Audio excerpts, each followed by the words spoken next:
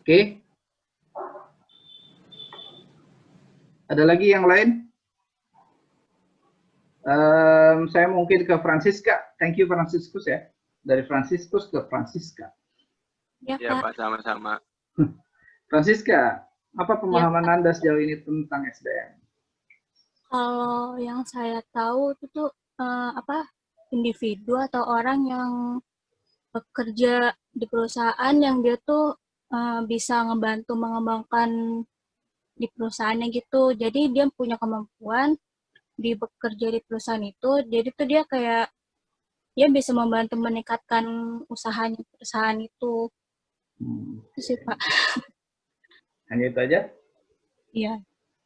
Oke, membantu dalam apa? Kegiatan kerjanya gitu. Kalau dia di bagian misal di bagian marketing dia membantu pemasarannya, kalau di bagian HRD dia kayak mencari pegawai yang lain gitu. Oke, thank you ya Francisca. Nah, Oke, dari Francisca kita menuju Alvin. Ya, Pak. Alvin, sejauh ini apa yang kamu pahami tentang SDM? SDM itu aset dari perusahaan, Pak, yang sangat penting. Ya, terus? Ya, Berarti marketing bukan aset perusahaan yang penting ya? itu beda lagi, Pak. Oke, SDM aset perusahaan yang penting. Kenapa? Ya, karena dia mencapai tujuan bersama perusahaan, Pak. Ya, seluruh divisi harus mencapai tujuan perusahaan bersama. Terus setiap individunya mempunyai peran masing-masing, Pak. Oke, berarti masing individu itu ada berapa individu dan masing-masing individu perannya apa? Ya, marketing gitu. Berarti HRD. di dalam HRD ada di bawah SDM ada marketing, ada seperti itu. Ya, Pak, masuk gabungan sih. Namanya sumber daya manusia. Oke. Oke. Berarti SDM membawahi marketing, HRD dan lain-lain gitu. Iya, Pak. Oke. Thank you, Alvin. Ya. Lanjut ke Michelle Saputra.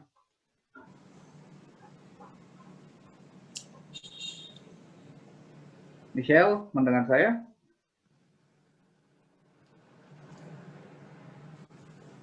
Oke. Ya. Do you hear me, Michelle?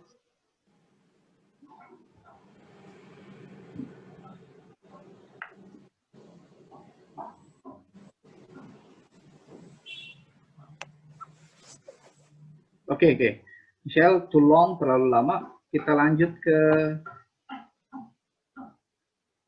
Christina Malta. Yep. Christina Malta, what do you know? Okay. So far, what do you know about human capital development or human resource development? Tentang SDM. Ya. Menurut saya itu semua orang yang terlibat atau yang berkontribusi di dalam suatu perusahaan. Ya. Sesuai dengan dan wewenangnya masing-masing. Oke. Wewenangnya apa? Tergantung dari bagian dia tuh apa, sama jabatan dia tuh apa. Bagian HRD apa aja loh? Dia dalam hal rekrutmen, terus pelatihan, ya, keluar masuknya karyawan. Oke. Thank you, Christina Malta. Ya, Pak. Next, Michelle sudah bisa itu? Oke, Michelle. So what do you know, Michelle, about human resource development for human capital management?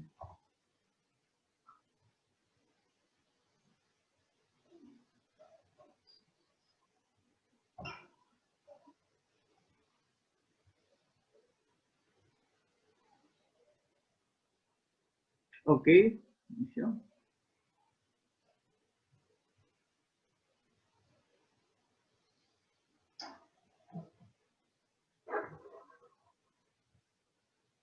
Do I have to pause you again? Okay, if I pause you, so we would like to jump to Thomas Setiawan.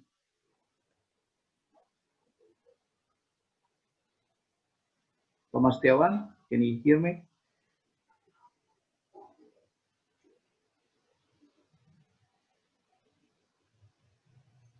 Dengar, Pak. Oke, Thomas. Iya. Oke, tadi mungkin sudah mendengar jawaban dari teman-teman kalian, tapi based on you, what is human research development? Menurut saya sih SDM itu dia itu yang apa yang mengembangi itu suatu perusahaan gitu sama yang mengelola gitu. SDM. Ya, mengelola apanya? Mengelola itu apa? Sumber daya Oke, sumber daya di situ manusia. siapa? Sumber daya yang di situ adalah Sosial, ya, sama sosial, organisasi. Itu, Pak, yang saya tahu sih. Oke, thank you Thomas. Sylvia, ada Sylvia? Pas sedang off. Oke, Mangarisa.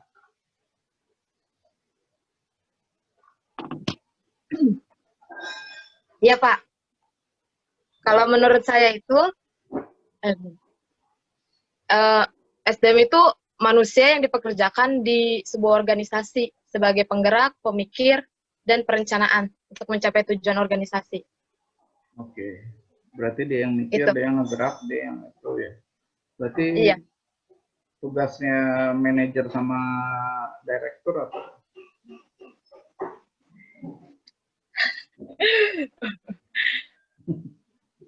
Masih, Pak, kurang lebih. Oke, thank you Mangarisa. Oke, Iya. thank you teman-teman. Saya sebenarnya pengen nanya ke Selfie yang ada nggak ini ya. Satu lagi Stasia. Do you hear me? Monica, Stasia. Ini cuma ada orangnya tapi nggak ada wajahnya. Ada Pak, Monica. Oke, Stasia terlebih dahulu. Stasia. So, Stasia, apa yang sudah kamu pahami? Apa yang sejauh ini kamu pahami tentang HRD, Stasia? SDM ya.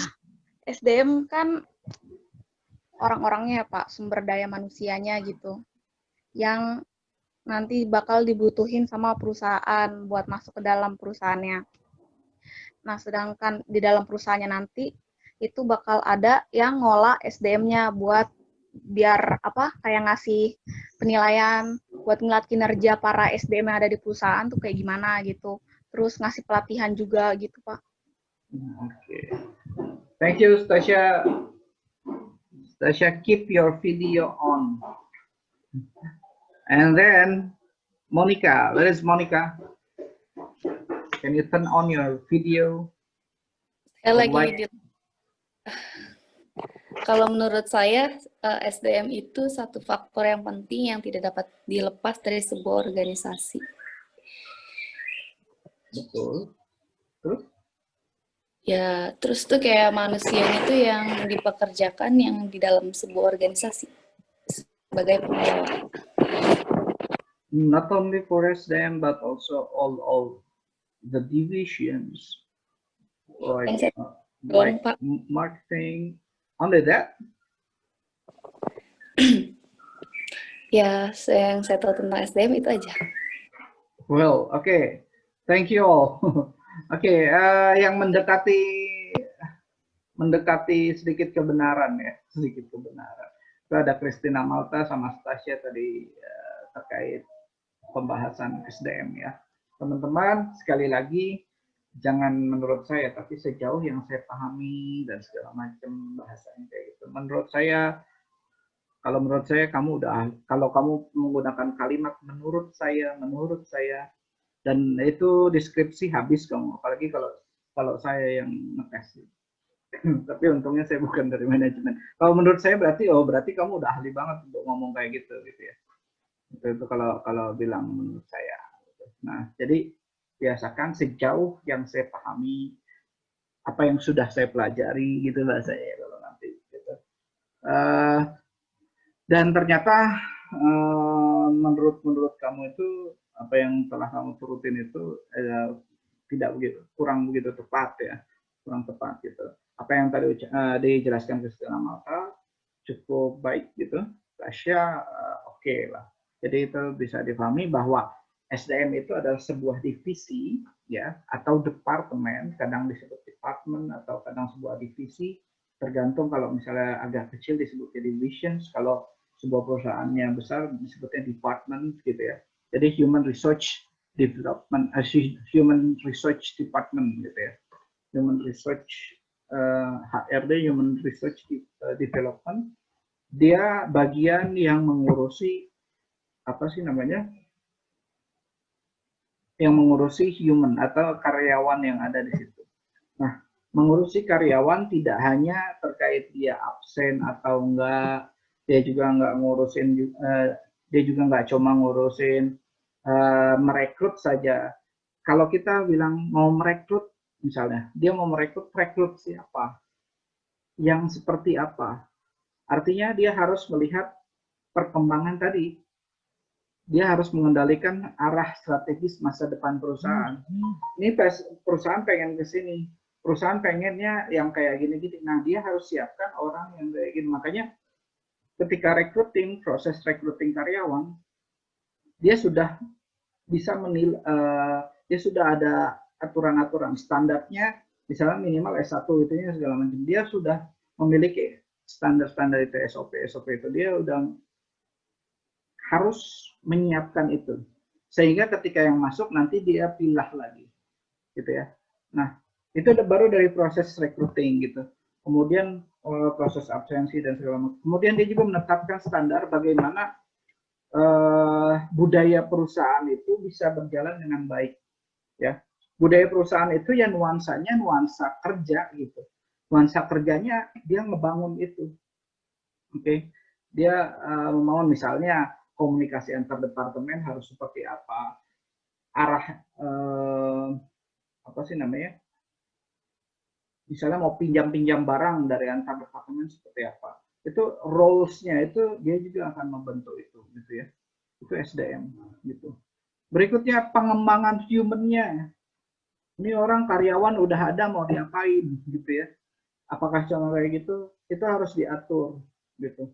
Kemudian setelah diatur, ini arahnya seperti ini, kewajibannya seperti ini, haknya seperti ini, apa yang didapatkan seperti ini.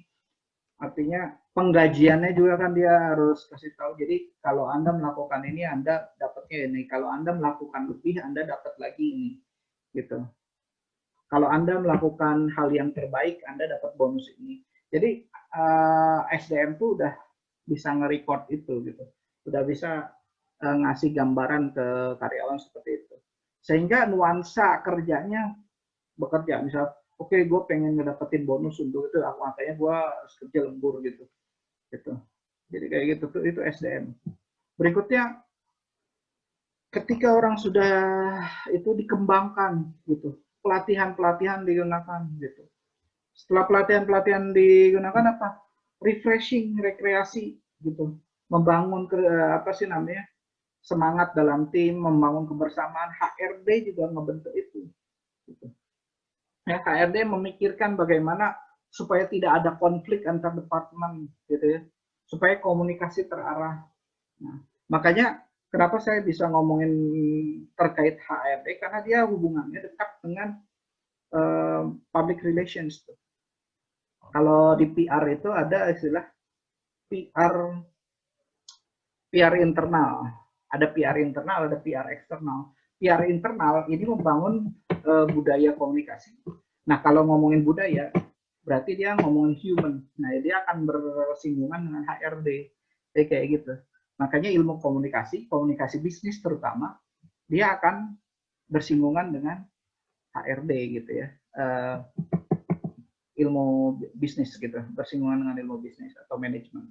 Jadi sekali lagi teman-teman, kenapa saya bisa berbicara itu karena ilmu saya di komunikasi dan saya mempelajari budaya organisasi dan komunikasi perusahaan termasuk juga komunikasi bisnis. Mungkin Anda juga pernah belajar komunikasi bisnis, pasti singgungannya ke sini. Gitu ya. Benar ya? Etika bisnis, komunikasi bisnis, pasti singgungannya dengan HRD. Makanya ketika Anda memahami, mempelajari HRD, saya mau masuk HRD, kuatin bagaimana etika bisnis, kuatkan bagaimana komunikasi bisnis, itu menjadi kekuatan dari Anda. Gitu ya.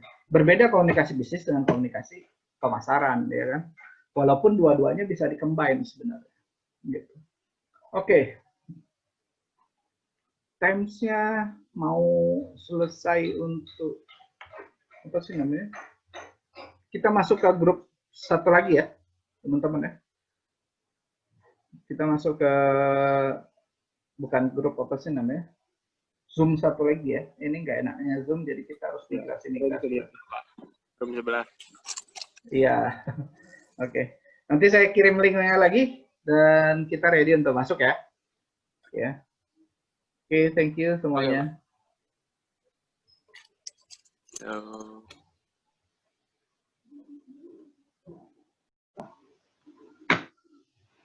Oke, semuanya. Kita balik lagi ke sini ya.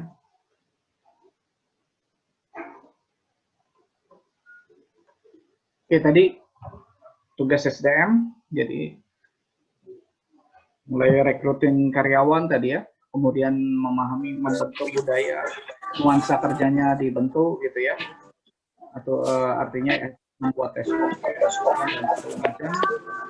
Halo, ya.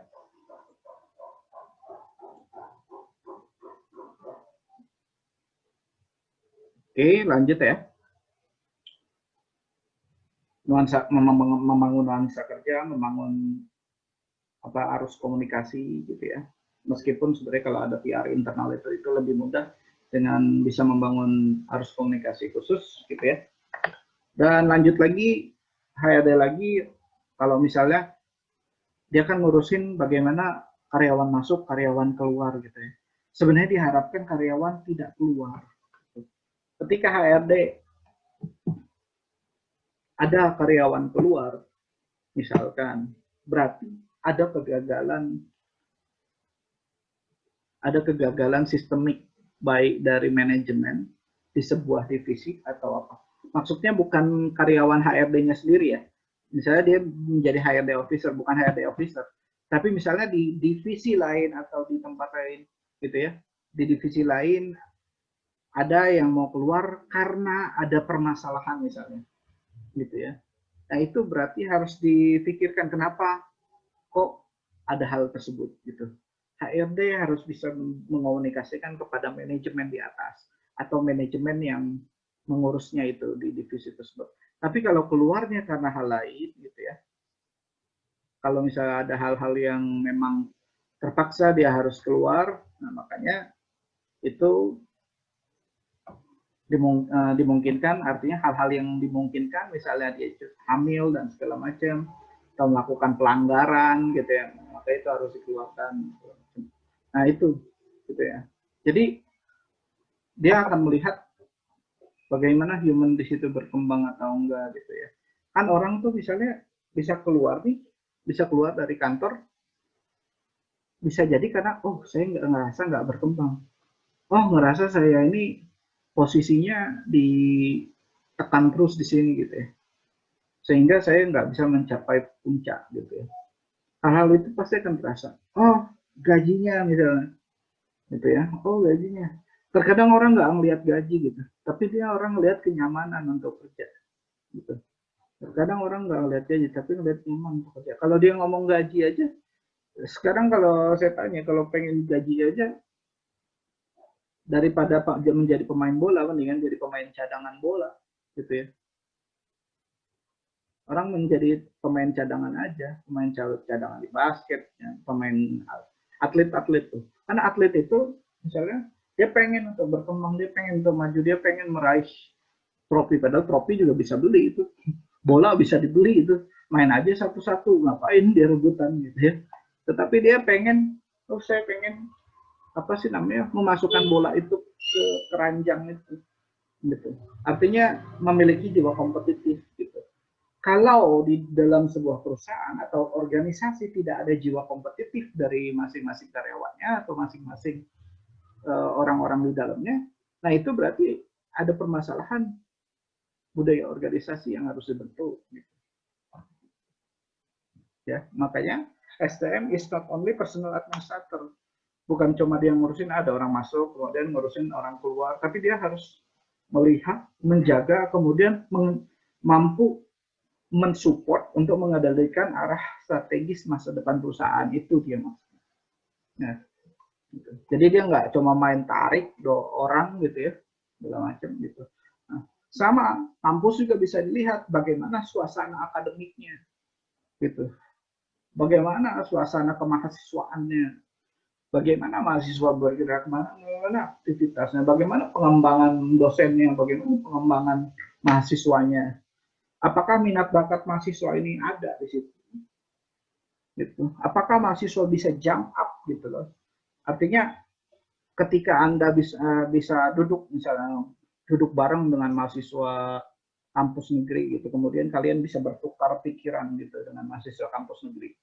Oke. Atau Anda bisa bertukar pikiran dengan mahasiswa kampus yang kita bilang yang disebutnya mayor gitu, kampus mayor gitu. Artinya kampus mayor itu kampus yang middle up, yang kelas harganya kelas menengah ke atas misalnya gitu.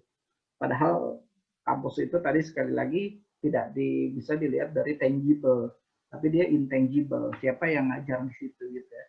Kalian bersyukur manajemen ini diajar dengan dosen-dosen, banyak yang dari Trisakti, banyak yang dari kampus-kampus yang lain, Universitas Pelita Harapan, dan juga ada beberapa dosen yang dari negeri gitu ya. Saya harus katakan kampus-kampus negeri itu terkadang bisa, kenapa dia bisa cara berpikirnya lebih depan dari kalian gitu misalnya. Karena nuansa akademik dan nuansa kemahasiswaannya banyak gitu. Lengkap dia, fasilitas, karena dari negara gitu, dari negara disiapin alatnya, disiapin ininya. Yang menjadi dosen-dosen negeri itu kan bukan orang-orang yang sembarang, dia harus lulus tes, berapa tes dia harus untuk masuk gitu. Jadi fasilitasnya selain intangible-nya ada, fasilitasnya bagus, kemudian dukungan support kan dari negara. Nah kalau kampus-kampus swasta itu supportnya dari pendanaan sendiri gitu, atau investor-investor lain gitu. Ya, jadi kayak gitu. Nah itu yang membedakan kampus swasta dan kampus negeri. Terkadang dia bisa lebih cepat karena apa? Arus informasinya bisa lebih cepat gitu. Ya negara ketika ada informasi apa-apa, kampus negeri dulu gitu. Ya, jadi kampus negeri bisa langsung lebih cepat. Gitu. Jadi itu aja yang membedakan, makanya mahasiswa-mahasiswa Budi, kalian bersyukur intangible-nya luar biasa. Diajarnya dengan dosen-dosen yang nggak sembarangan gitu. Nah tinggal kalian support diri kalian untuk naik kelas, ngobrol, bisa berdiskus, bisa FGD, focus group discussions, bisa ngobrol ya bahasa kitanya menongkrong sama anak-anak kampus sendiri, nongkrong dengan anak-anak kampus yang swasta middle up gitu. Kalau swasta middle up saya rasa sering kalian melakukan itu gitu. Jadi yang kampus-kampus negeri saya ngeliat masih jarang gitu. Jarang dari kampus Budi itu nongkrong dengan mahasiswa UI gitu, saya jarang lihat, tapi nggak tahu ya. Oke. Lanjut lagi ya. Sorry, ada pertanyaan atau ada sanggahan atau ada komentar kritik, silakan.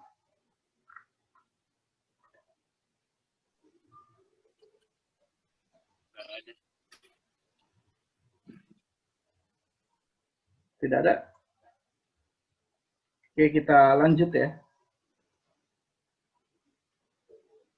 Oke, saya minta videonya tolong diaktifkan semuanya teman-teman.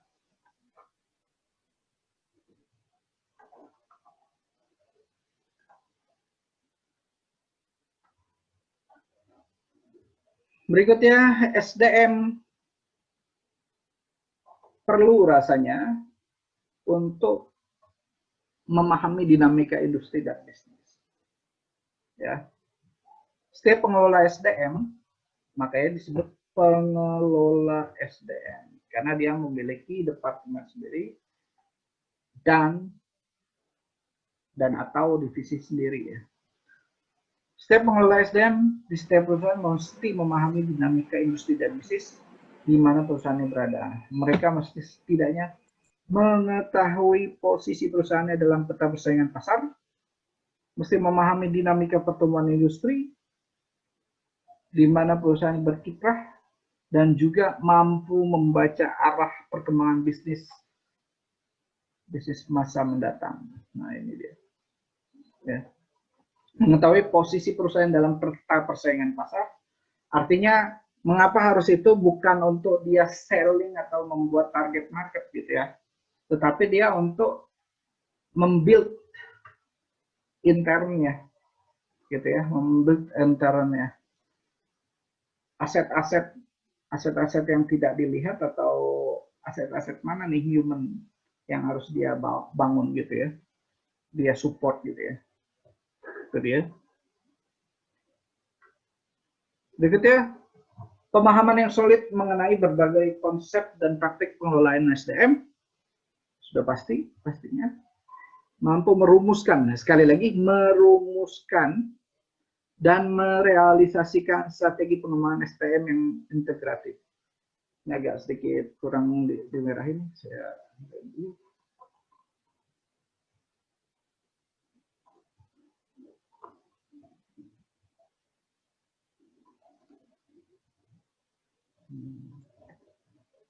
merahkan dulu ya.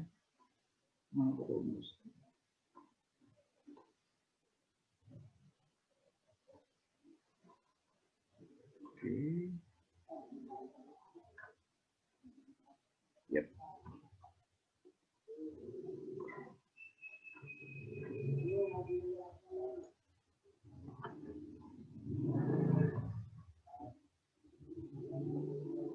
Merumuskan dan merealisasikan strategi pengembangan SDM yang integratif gitu ya. Merumuskan dan merealisasikan strategi pengembangan SDM yang integratif. Integratif dengan apa?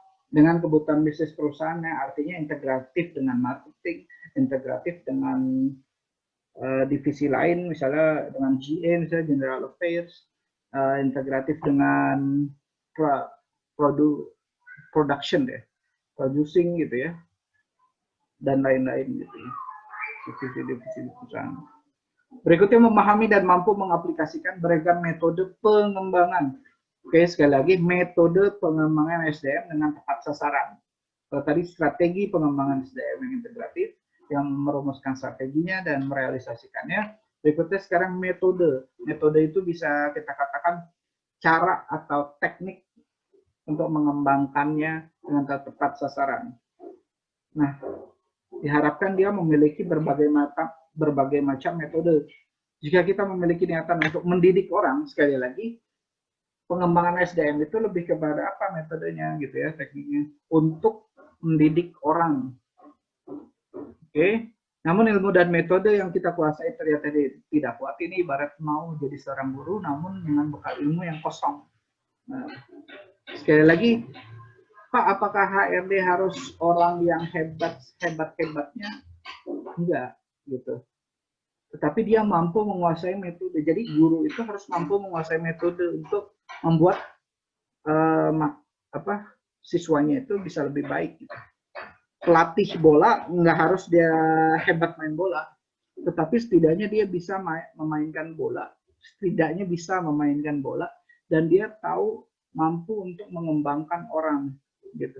Karena nggak semua juga itu guru dia bisa mengembangkan dirinya, tapi dia sorry, nggak semua guru bisa mengembangkan diri, tapi dia mampu mengembangkan orang. Itu yang membedakan guru dengan yang lain. Makanya untuk menjadi guru, untuk menjadi pembicara siapapun bisa, tapi untuk menjadi guru atau menjadi dosen atau menjadi pelatih yang hebat itu nggak semua orang bisa, gitu ya, nggak semua orang bisa. Makanya ada ilmu keguruan tersendiri, ilmu keguruan dan pendidikan. Itu juga begitu juga HRD. Nah, makanya terkadang beberapa HRD untuk hal-hal tertentu dia mengundang orang untuk melatih, gitu ya, mengundang orang untuk melatih, membangun pembicara lain, gitu ya, trainer lain, gitu ya. Jadi kayak gitu. Selanjutnya, nah, intangible asset. Kita masuk ke intangible asset. Intangible asset yang pertama adalah human capital asset. Oke, muaranya ke human. Kita pahami dulu intangible asset itu apa. Aset yang tak kasat mata. Tadi saya sudah katakan di sebelumnya. Aset goib disebutnya juga. Aset ini berbeda dengan aset kasat mata seperti tanah, pabrik yang luas, mesin-mesin yang modern, atau gedung kantor yang luas. Terus saya sudah katakan kalau misalnya tangible asset itu hal yang bisa nampak oleh kasat mata. Jadi misalnya ada peralatan, ada fasilitas, ada tanahnya, ada gedung bangunannya, itu tangible. Tapi yang paling kuat adalah intangible asset. Sekarang saya katakan, misalnya ini Apple dan Facebook, gitu ya. Facebook itu, oke, sekarang Facebook itu menggunakan intangible asset, tidak menggunakan aset yang besar untuk ininya ya, untuk bangunan, untuk itu, gitu ya. Dia membutuhkan teknologi, kemudian pengembangan dari teknologinya itu, gitu ya. Begitu juga Apple, gitu ya. Jadi untuk perusahaannya, membuat perusahaannya, bangunannya nggak harus yang mahal, gitu ya. Bangunannya nggak harus yang berbiaya mahal, fasilitasnya, tetapi dia harus melihat bagaimana pengembangan atau develop, sebutannya apa ya, engineering development, gitu ya, pengembangan dari sisi technological development dan engineering development. Jadi kayak gitu. Dia nggak usah padat karya, gitu ya, yang harus dia produksi barang sebanyak-banyaknya, gitu ya, tapi dia tinggal pengembangan produk itu. Ya, itu intangible asset. Berikutnya, permasalahan di Indonesia, saya sedikit melihat dari Boston Consulting Group menunjukkan dalam 10-20 tahun ke depan Indonesia akan makin kekurangan tenaga manajer yang andal. Oke. Nah, ini menarik nih. Ini penelitian mungkin diambil dari tahun 2015, berarti 10 tahun lagi berarti 2025. 20 tahun lagi berarti 2035. Gitu ya. 10 hingga 20 tahun ke depan, berarti 10 hingga 20 tahun ke depan, kita katakan 15 tahun ke depan, berarti 2015 ke 15 tahun ke depan sekitar 2030, berarti kita akan dimulai 2025 mungkin kita akan mengalami kegoncangan bahwa kita akan makin kekurangan tenaga manajer yang andal. Setuju atau enggak nih teman-teman? Paradoks di Indonesia adalah orang sebenarnya makin banyak yang cari kerjaan, gitu ya. Tetapi kenapa kok tenaga manajernya semakin hilang? Gitu. Ya. Semakin tenaga manajernya semakin hilang. Oke, yang sudah ada di perusahaan. Sylvia, can you hear me?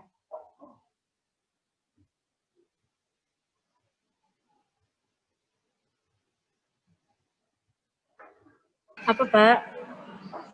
Sylvia bisa dengar saya? Bisa. Oke. Sepakat atau tidak dengan apa yang ditelaah oleh Boston Consulting Group? Orang, ini menjadi paradoks di Indonesia, orang makin banyak yang cari kerjaan, tetapi tenaga manajer yang andal semakin berkurang. Halo Sylvia.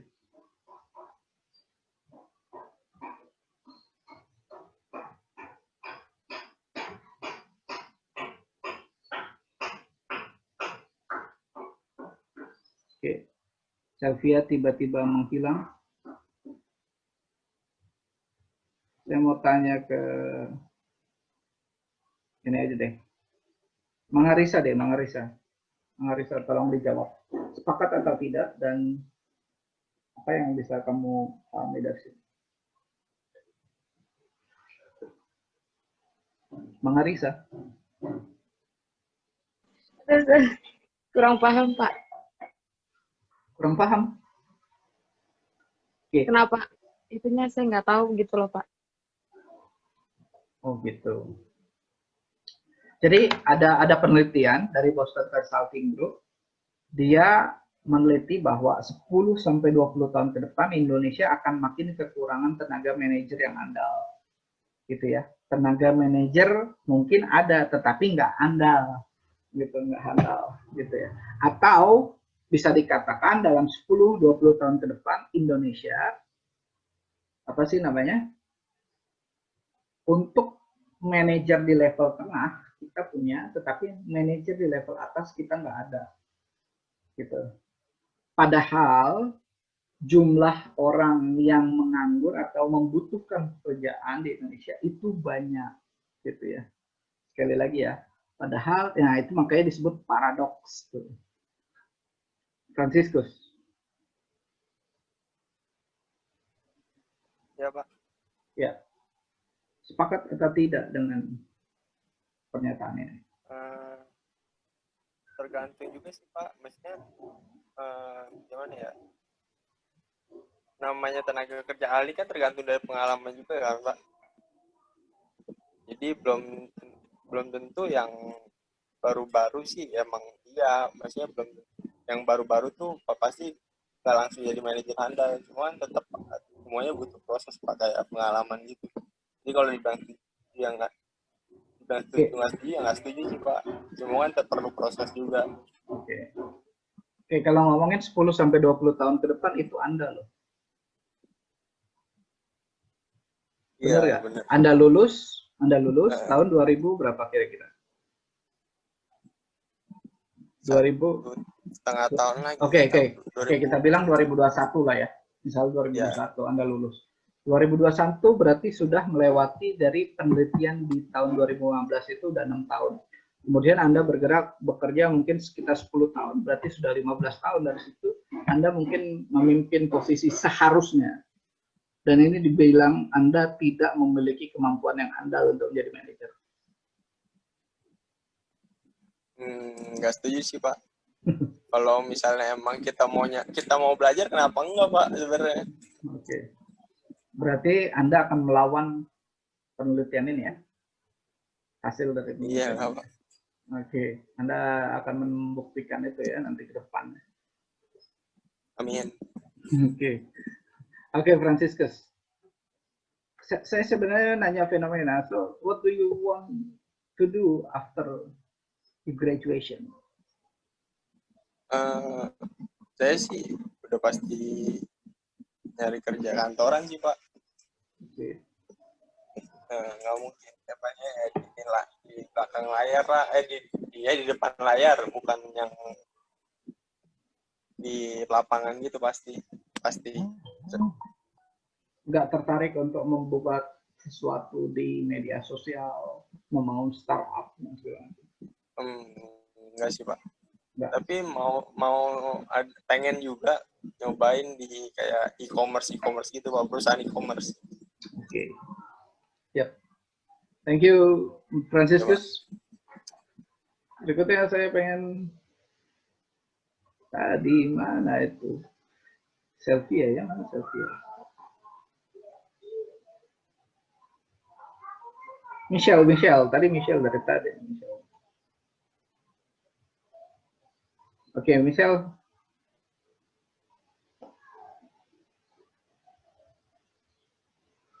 Cinta mati. Christina Malta, balik ke kamu. Christina Malta. Ya, Pak. Oke, bagaimana kamu menjawab paradoks ini? Menurut saya belum tentu benar sih Pak. Soalnya kita belum mencoba dan belum dikasih kesempatan buat apa sih terjun gimana. Tadi jadi manajer itu ya. Manajer yang handal. Jadi menjadi manajer bisa, tapi handal tuh belum tentu. Ya, saya kan itu masih proses juga. Karena kita belum mencoba, atau belum dikasih kesempatan, jadi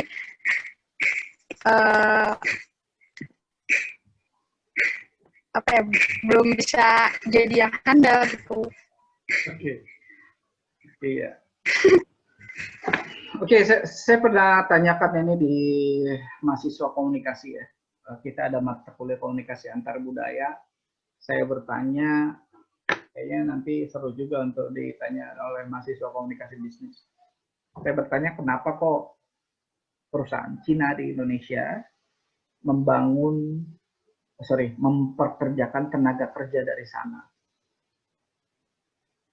Oke. Padahal di kita masih butuh orang-orang yang kerja. Gitu.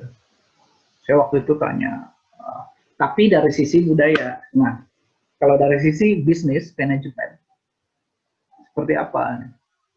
Ada yang bisa jawab nggak? Oke. Mengapa? Gimana Pak? Ulang Pak. Ya. Mengapa kok perusahaan-perusahaan Cina, justru tenaga kerjanya mengambil dari negaranya sendiri, tidak menggunakan tenaga kerja Indonesia. Padahal, sebenarnya ada tenaga kerja Indonesia yang digunakan, tapi itu cuma untuk ini aja. Apa artinya? Kamuflase aja bahwa gue memperkerjakan kok tenaga kerja lu. Gitu. Tapi mostly-nya dia menggunakan tenaga kerja dari negara mereka sendiri. Gitu.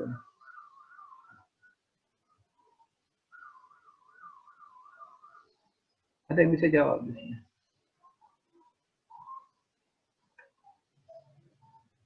Mengapa? Kurang tahu sih Pak. Paling mungkin karena dari negaranya sendiri Pak.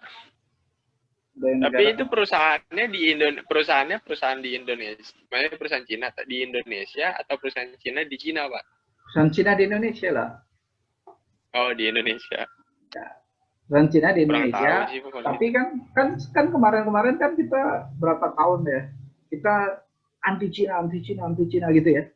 Karena banyak banget orang yang kerja dari itu, dan itu nggak bisa dibohongi karena kalau Anda lihat di bandara itu banyak banget yang pekerja Chinese itu datang gitu.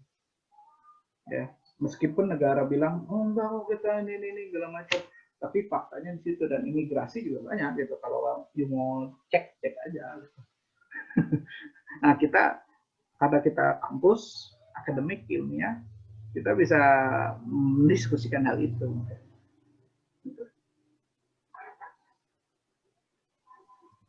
Kalau menurut saya itu karena budaya apa sih manusianya. Kalau di Cina itu kan giat bekerja gitu Pak orang-orangnya. Buktinya yang saya tahu mereka itu libur kerja atau libur sekolah itu dikit jumlahnya dibanding Indonesia. Terus mereka itu berani nyoba. Gitu Pak. Ya berarti masalahnya gini, Malta, kesempatan kamu untuk menjadi tenaga kerja itu kapan? Kalau banyak perusahaan Cina di sini, can you develop your skill? Kalau misalnya kamu nggak ada kesempatan itu, nggak bisa. iya. Sekarang perusahaan-perusahaan itu dimiliki siapa? Perusahaan-perusahaan yang ada di Indonesia. Cina. Cina banyak, Luar. Jepang Oh, ya. ada, Korea ada gitu. Yang perusahaan yang milik Indonesia yang mana? Jarum, Pak. Iya, kalau jarum, oke, jarum tembakau masih banyak, tembakaunya habis. Terus apa? Wings food ya. Oke, betul, hal-hal kayak gitu bisa masuk, tapi hal-hal yang lain gitu kalau misalnya Anda nggak memiliki sesuatu. Jadi tadi kan Christine Malta bilang kalau orang-orang Cina lebih baik kerjanya gitu daripada orang Indonesia. Makanya orang Cina, bahasanya gitu kan ya, Christine Malta. Iya, kita nggak kompeten lah berarti. Nah, berarti kita dengan sedikitnya kita mengatakan ya diri kita emang nggak baik. Gitu. Kita mau Oke ya. Tapi emang kenyataannya begitu, Pak. Mau gimana, Pak?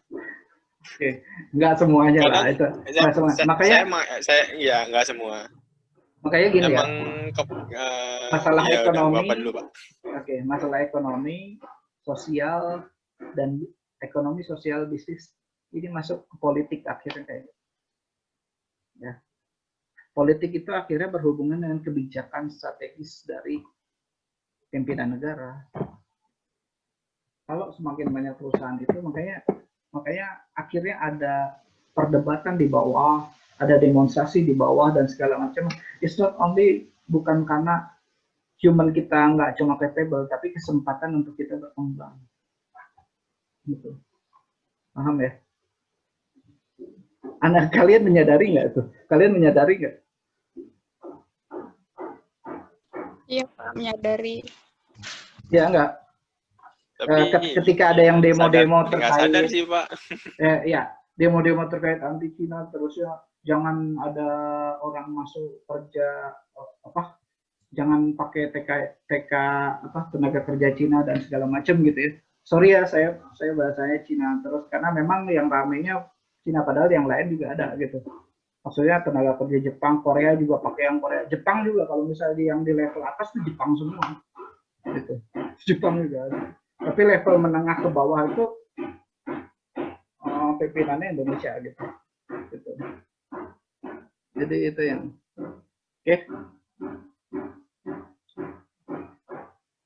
Oke, Franciscus gimana Franciscus? Enggak apa-apa, Pak. Nggak jadi berarti. Kalau udah mainin politik, ya mungkin sih. Mungkin. Nggak tahu juga, tapi. Tapi soalnya emang menurut saya tenaga kerja luar emang lebih niat kerja sih, Pak, dibandingin orang Indonesia. Orang Indonesia tuh libur aja, belum tentu mau dipanggil buat kerja. Sedangkan kalau orang luar tuh, kok libur. Emang kalau dia disuruh kerja masuk, Pak. Itu benar. Itu benar sekali. Benar sekali, karena memang Chinese people itu ketika disuruh jam 1 malam kerja dia bangun dari kerja gitu, karena memang apa sih namanya, dia kan di asrama kan, asramanya di situ, jadi ketika ada hal-hal mendadak dia langsung itu. Kalau orang Indonesia entar dulu lah, santai dulu, minum kopi dulu gitu. Jadi kebanyakan minum kopinya, pagi minum kopi, jam 10 minum kopi lagi, jam 12 makan siang, jadi kayak gitu. Sylvia gimana Sylvia yang di perusahaan di takutnya saya salah lagi. Kenapa Pak? Tadi ngedenger nggak apa yang kita omongin? Enggak tuh Pak, mati jaringannya.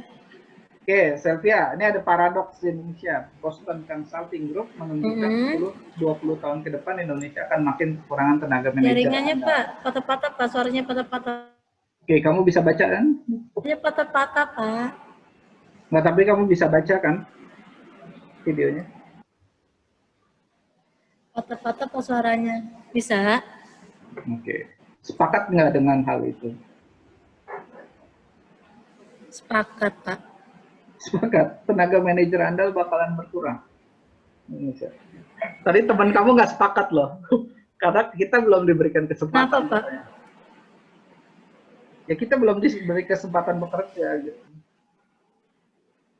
Oh, iya. Saya sepakat, Pak. Oke. Mengapa? apalagi lagi corona begini Pak, banyak pengurangan banyak pengurangan tenaga kerja ini mah. Enggak, ini penelitian dari tahun 2015 loh. Jadi sebelum ada corona. Ya.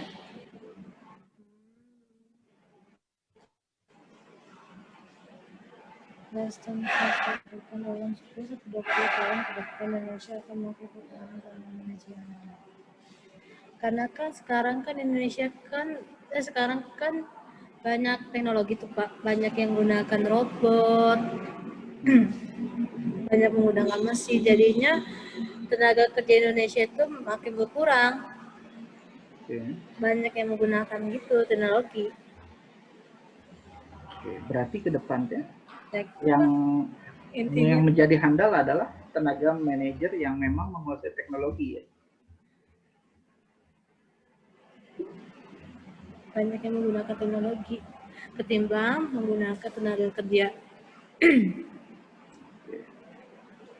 Oke, berarti harus dipahami nanti ke depannya teman-teman harus menguasai teknologi. Ya. Oke, thank you Sylvia. Kita lanjut tapi time-nya harus Sama-sama lagi. Pak. Kita masuk ke ruang satu lagi ya. Kita tadi bolak-balik. Ya. Wait moment ya. Oke. Oke.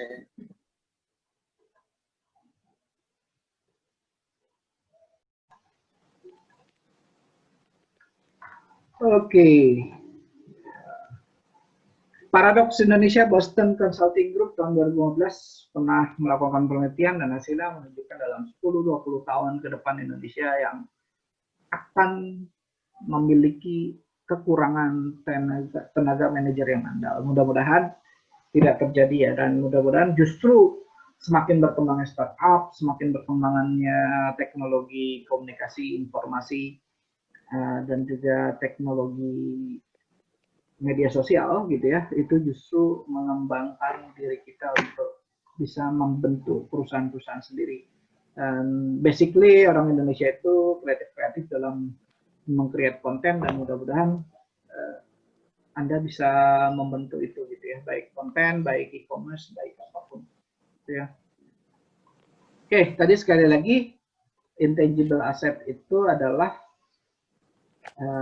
aset yang pertama itu human capital asset. Jadi kata kuncinya itu dari human-nya. Jadi semakin human-nya dikembangkan semakin itu, dan semakin begini, kata kunci perusahaan semakin handal dengan aset orang-orang yang hebat di dalamnya. Sebenarnya tidak harus banyak orang di dalamnya gitu ya.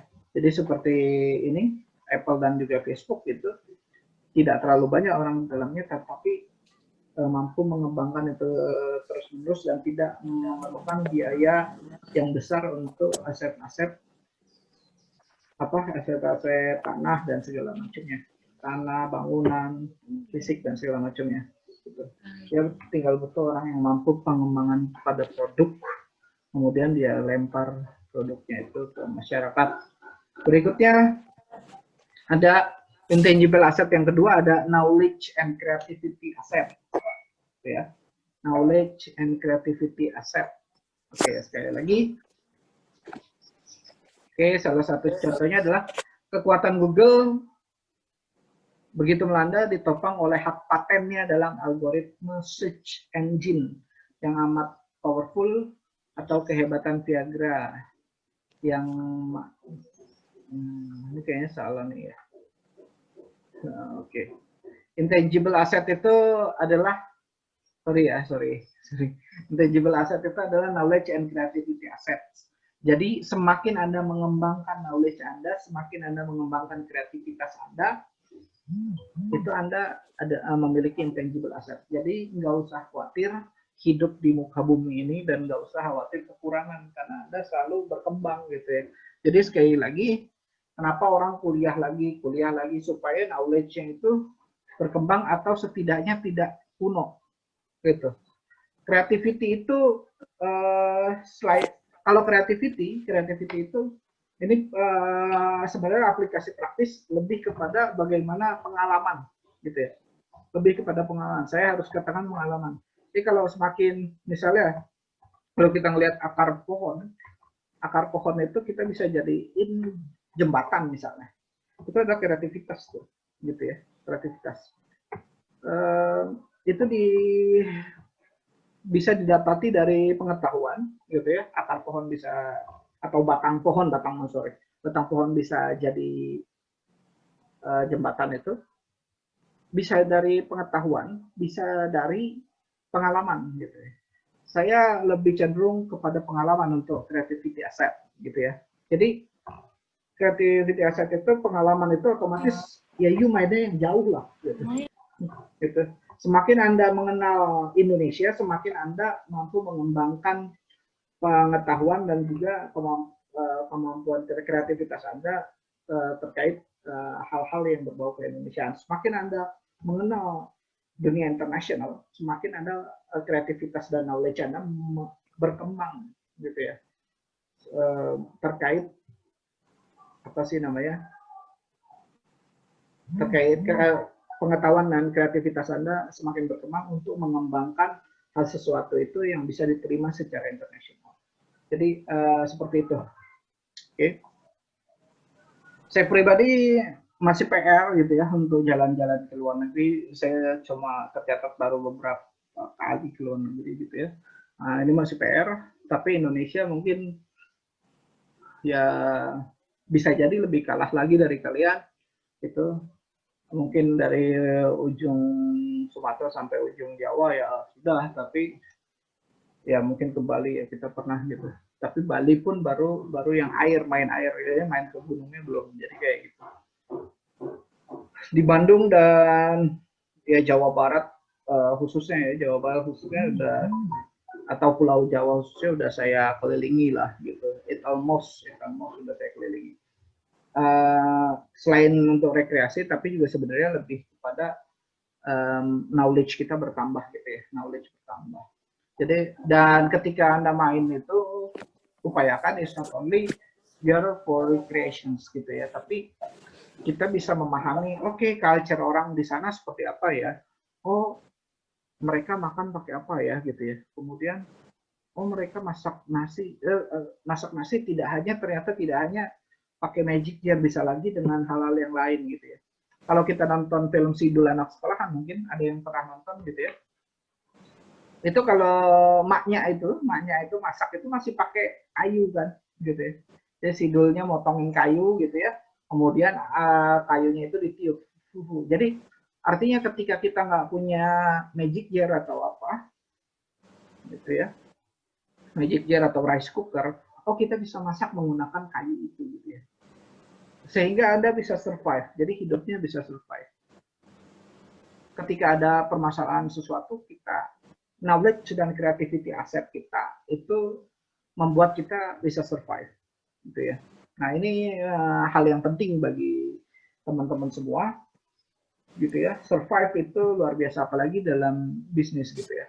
Saya pribadi baru knowledge and creativity asset for life gitu ya. For business saya juga masih belum mampu mengembangkan bagaimana bisnis yang bisa survive atau di dunia kerja gitu ya. Setidaknya kehidupan saya di dunia masih safe. Jadi kayak kemarin teman-teman bisa melihat ketika corona gitu ya, ketika corona hadir di Indonesia dan itu kita bisa melihat siapa yang bisa survive gitu ya.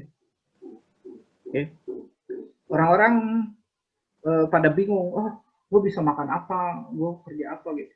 Padahal kita lupa kalau dulu kita pernah makan cuma singkong doang gitu ya. Saya nggak tahu teman-teman merasakan itu nggak gitu. Gaji yang cuma dipotong dan segala macam. Can you imagine di dalam satu rumah saya ini semuanya gajinya dipotong kemudian gitu ya. Kita harus survive di itu, kita harus makan apa gitu, kita mulai dari apa dan segala macam. Kita memikirkan itu gitu. Jadi knowledge dan creativity kita akhirnya terbangun gitu. Knowledge dan creativity kita terbangun. Akhirnya orang-orang pada coba bikin donat gitu ya. Bikin donat gitu di rumah gitu ya, kemudian bikin ya kue-kue yang itu dari singkong dan segala macam gitu ya. Itu knowledge dan creativity kita itu terbangun gitu. Mungkin tidak sama dengan orang tua kalian gitu ya. Ketika dalam kondisi itu, oke, apa yang knowledge dan creativity itu yang terbuka gitu. Ya sama juga misal permasalahan kita ini kan sebenarnya masalah pangan gitu ya. Ketika ada corona kayak gini berarti kata kuncinya sebenarnya adalah pangan kita yang disiapin. Berarti harusnya menyiapkan lumbung makanan gitu ya. Jadi dari daerah, dari RW, dari mana kita menyiapkan lumbung makanan. Zaman dulu, kalau Anda pernah main ke inilah, tidak harus zaman dulu lah. Tapi kalau Anda pernah main ke Baduy, ada yang pernah main ke Baduy? Atau Toraja atau apa gitu ya. Orang-orang daerah gitu, orang-orang suku itu dia selalu punya lumbung makanan gitu ya. Padi itu ditumpuk di tempat, di satu tempat gitu ya. Untuk ketika ada masalah pangan mereka sudah ready. Gitu. Ya. Dan dulu Indonesia juga swasembada pangan pada zaman Pak Harto gitu. Sehingga ketika ada permasalahan pangan kita masih punya Bulog cadangan makanan, badan urusan logistik gitu. Jadi kita punya cadangan makanan. Tapi sekarang kita justru import makanan gitu. Pangan saja kita import gitu. Jadi bagaimana kita selalu bingung untuk itu. Survival kita tidak membangun creativity dan knowledge kita gitu ya. Oke, kita lanjut ya. Ini sebenarnya ke sini nih, masuk ke dalam yang ketiga. Intangible asset ketiga adalah brand asset. Sekali lagi, brand asset. Jadi brand itu menjadi aset. Oke. Contohnya apa? Ini dia. Ya. Ada Google amat sangat melegenda. Ditopang oleh hak patennya dalam algoritma search engine yang amat powerful. Jadi ketika kita ngomong Google, oke, kalaupun Google kantornya dihabisin dan segala macam, tapi patennya dia brand dan patennya dia sudah miliki gitu ya. Jadi mulai dari sekarang membentuk brand itu, gitu ya. Jadi sama kayak kalau misalnya tempat makan apa ya? Kode, tahu nggak jus kode? Sampai kapanpun orang nyari jus kode di mana? Gitu ya. Jus kode, gitu ya. Mungkin kalian pernah minum itu jus kode gitu ya. Mau jus kode ada di sebelah mana, nama jus kode itu tetap dikenal. Itu sudah menjadi brand. Itu untuk hal yang kecil ya, UMKM kecil. Berikutnya tahu Viagra, gitu ya. Viagra. Kehebatan Viagra yang maknyus adalah hasil kekuatan knowledge yang amat mendalam, gitu ya. Jadi membangun brand, kenapa dibilang Viagra kekuatan knowledge? Tadi kita bersinggungan dengan knowledge dan itu karena Viagra itu tidak mungkin obat seperti itu, ya, pil seperti itu tidak dibentuk dengan knowledge, gitu ya. Sehingga Viagra sampai sekarang masih dibutuhkan. Untuk Pak Sutri pastinya. Ada yang tahu Viagra atau enggak? Ada yang nggak tahu Viagra gitu. Oke, kita lanjut. Nah, ini ada Coca-Cola. Ya. Petinggi Coca-Cola pernah bilang Anda bisa menghancurkan semua pabrik Coca-Cola di seluruh dunia. Oke. Sorry, suara saya masuk nggak sih? Halo? Oke. Akan tetapi kami tetap eksis sepanjang kami punya hak paten atas merek kami, gitu ya. Jadi kalau pabrik Coca-Cola semua tutup, tapi dia masih bisa. Dari Pak Peri. Oke, dia masih bisa survive, gitu.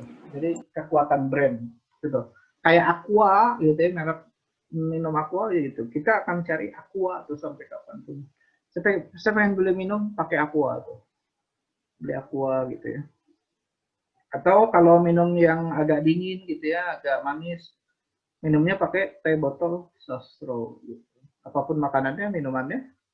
Nah, jangan ya itu ngebrand ya. Iklan nanti. Oke, teman-teman. Jadi seperti itu. Yang pertama ada human capital asset, yang kedua ada knowledge and creativity asset, yang ketiga brand asset. Nah, Anda bisa mulai dari mana?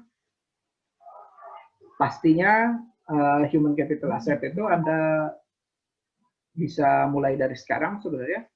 Nah, sekarang Anda juga sudah mulai diri kita untuk kalian bangun brand untuk diri kita, gitu ya. Jadi Anda nge-brand apa segala macam gitu ya.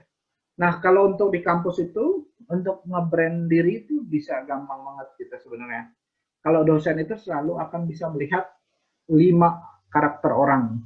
Yang pertama, ganteng atau cantik. Yang kedua, kebalikan dari ganteng atau cantik gitu ya. Yang ketiga itu unik, dia tuh orangnya itu brand ya. Kayak unik misalnya rambutnya di gimana, diwarnain hijau atau kayak gimana. Kayak bulu apa sih namanya, kayak bulu ayam gitu ya, warnain segala macam gitu ya. Berikutnya ada yang pintar gitu ya, dan lawannya yang terakhir adalah lawannya pintar gitu. Kayak gitu, itu brand, itu bisa dilihat gitu ya. Ada yang unik, ada yang cantik, ada yang gitu. Nah, kita posisinya di mana untuk kita ngembangin brand kita sendiri gitu ya. Oke, dari situ mungkin ada pertanyaan, teman-teman? Nggak ada. Nggak ada? Sudah cukup? Ora Pak, cukup Pak. Oke. Sudah mengerti. Baik, kalau bisa dimengerti, saya cuma pengen kasih tahu bahwa kelas ini kita nanti akan membutuhkan webinar ya. Jadi Anda yang membentuk webinar, kemudian Anda yang mencari pembicaranya. Jadi saya salah satu pembicaranya, dan satu lagi Anda harus cari dari orang luar. Itu penting untuk Anda. Jadi nanti, lalu kapan? Ya sekiranya mungkin sebelum UTS gitu ya. Sebelum UTS Anda membentuk webinar itu. Dan nanti Anda membuat sertifikatnya sendiri untuk pembicara itu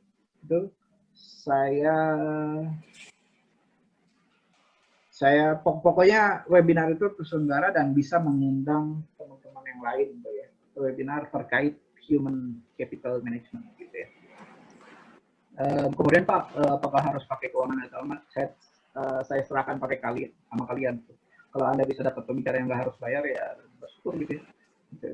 Nah itu kalian harus pikirkan itu. Jadi itu salah satunya itu ya, product knowledge dari ini. Kemudian juga nanti Anda harus membuat artikel gitu ya. Membuat artikel nanti pas UAS ya, pas UAS nanti ada tugas untuk membuat artikel terkait human resource development. Oke, bisa dipahami semuanya? Cukup sampai di sini. Terima kasih banyak dan selamat melanjutkan aktivitas Anda semua. Gimana nih? Dan kita mudah-mudahan kita bisa bertemu minggu depan ya. Oke, see you next week. Oke. Thanks semuanya ya. Terima kasih Pak. Terima kasih, Pak. Makasih Bapak.